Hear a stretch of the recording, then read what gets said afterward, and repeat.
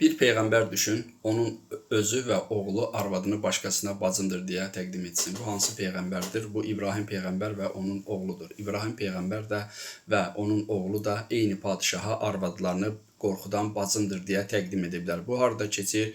Bu müqəddəs kitab Bibliyanın içində Tövrat hissəsində keçir.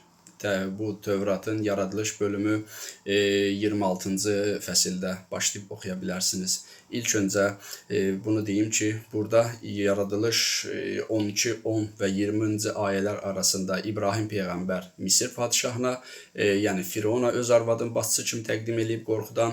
Ondan sonra yaradılış 20-ci fəsil 1-dən 18-ci ayələr arasında isə indiki Fələstin ərazisində olan padişahlıqda, indi onu oxuyacağam mən, oranın padişahı Avmelekə təqdim edib öz arvadını.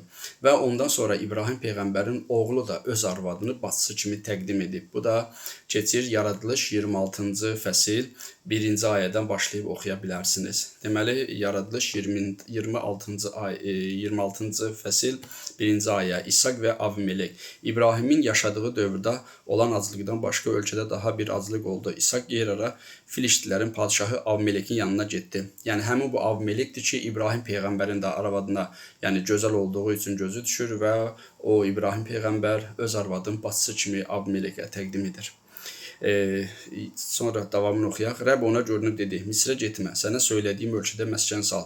Bu torpaqda qal, mən səninlə olacağam və sənə xeyir dua verib bütün bu ölkələri sənə və nəslinə verəcəyəm. Atan İbrahimə istədiyim andı yerinə yetirəcəyəm. Bu Rəbb deyir, İbrahimin oğluna deyir.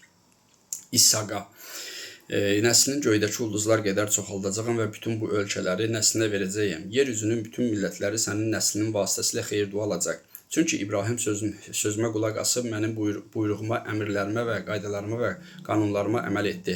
İshak da Gerarda yaşadı.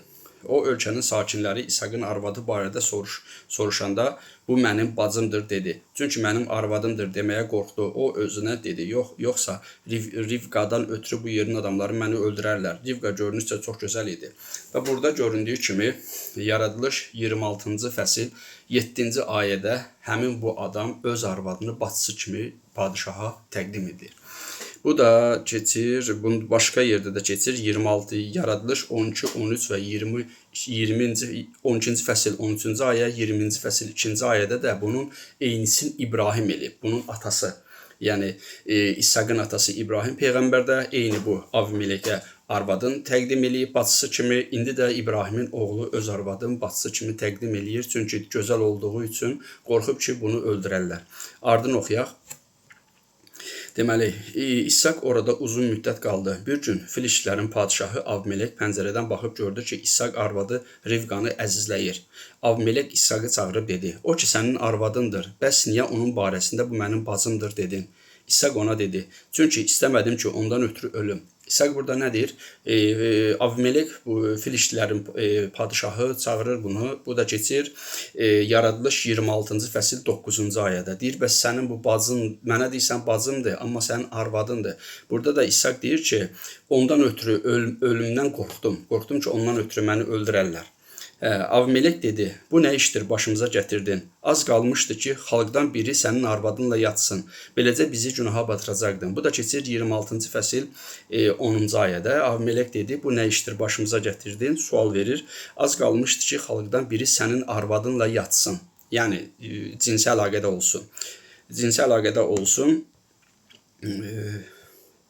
Beləcə bizi günaha batıracaqdın. Yəni, Avmelek bu peyğəmbərin oğlun belə desək, tənbih eləyir. Danlayır ki, sən arvadındırsa bizə niyə bacındır demisən. Çünki bundan öncəki ayədə də bu özü İshak etiraf etdi ki, o gözəl olduğu üçün qorxdum ki, məni öldürərsiniz, ondan ötürü ölmək istəmirəm.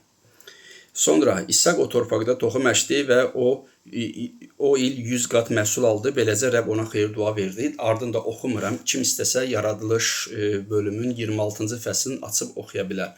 Buradan ayələrdən də aydın olur ki, İbrahim peyğəmbərin oğlu İshak, Yahudilərə görə həmin bu İshak qurban kəsilmək üçün götürülən adamdır. Halbuki İslamiyyətə görə də bu İsmaildir. Yəni, İbrahim peyğəmbərin oğlanlarıdır. Burada təbii ki, Yahudi və İslama görə ziddiyyət var qurbanlıqda. Sözüm onda yox. Amma bu İshak özü də Saradan olan uşaqdır. Yəni çünki İsmail İbrahimin kənizindəndir. Amma İshak İbrahimin öz arvadıdır, Sara. Həmin Sara da bundan öncəki ayələrdə oxumuşduq. İbrahimin ata bir, ana ayrı bacısıdır. Bu da keçir Yaradılış 20-12-də olmalı, yoxsa 12-20-də olmalıdır, səhv eləmirəmsə. Bundan öncəki videolarda oxumuşdum mən bunu. Burada da həmin bu İbrahimin bacısından, ata bir bacısından olan oğlu İshak, həmin İshak da İbrahim kimi öz arvadın Avimelekə, yəni Filistlilərin padişahına bacımdır deyə təqdim edir. Bu Filistlər də indiki Fələstin hardasa ərazisinə düşür, Qəzza Fələstin ərazisinə düşür, oranın padişahına. Yəni burada inciyəcək, küsəcək, təhqir edəcək bir şey yoxdur. Kimisə xətrinə dəyirsə, kimsə bunu qəbul eləmək istəmirsə, bu mənim problemim deyil. Kitabda yazılanı oxudum. Bir zəhmət, burada videoda da qeyd elədim mənbələri, ekranda da qeyd eləyəcəm, videonun açıqlama bölümündə də qeyd eləyəcəm. Özünüz də gedin, araşdırın, oxuyun. Ondan sonra gələrsiniz, istəsəniz təhqir yazarsınız, istəsəniz də sağ ol deyirsiniz. Amma bu mənim sözlərim deyil, bu kitabda yazılanlardır. İzlədiyiniz üçün təşəkkür edirəm. Bəyənib paylaşmağı da unutmayın.